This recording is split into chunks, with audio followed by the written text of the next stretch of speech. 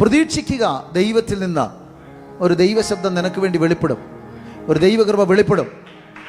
അതാ നമ്മൾ എന്താ നമ്മൾ പ്രതീക്ഷിച്ചുകൊണ്ടിരിക്കുന്ന? നമ്മൾ മുമ്പിൽ കാണുന്ന കാര്യം എന്നാ? എന്തിനെ പ്രതീക്ഷിച്ചുകൊണ്ടാണ് നമ്മൾ മുമ്പോട്ട് പോകുന്നത്? എന്താ നമ്മൾ ചിന്തിച്ചുകൊണ്ടിരിക്കുന്നത്? എല്ലാം കൂടെ ഒരു വലിയ പ്രശ്നത്തിലാകുമെന്ന് അങ്ങനെ ഒരു ചിന്ത ഉണ്ടാകരുത്. എല്ലാ പ്രശ്നങ്ങളിൽ നിന്നും യേശു വിടുവിക്കും. എല്ലാ പ്രശ്നങ്ങളിൽ നിന്ന് യേശു വിടുവിക്കും.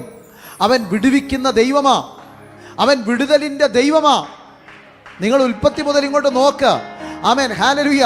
തൻ്റെ ജനത്തെ ആമേൻ എവിടെയൊക്കെ ദുഷ്ടൻ ഒതുക്കിയോ അടിച്ചമർത്തിയോ അതിനെയെല്ലാം പൊട്ടിച്ച് ദൈവം അവരെ വിടുവിച്ച ചരിത്രമല്ലേ? ആ ദൈവമല്ലേ ഇന്നും ജീവിക്കുന്നവനാ യേശു? നമ്മുടെ കൂടെ ഉള്ളവൻ, അവൻ നിനക്ക് വേണ്ടി പ്രവർത്തിക്കാതിരിക്കുമോ? അതുകൊണ്ട് ജീവിത സാഹചര്യങ്ങളെ നോക്കി നെടുവീർപ്പെടരുത്. ജീവിത സാഹചര്യങ്ങളെ നോക്കി ആമേൻ ഭയപ്പെടരുത്.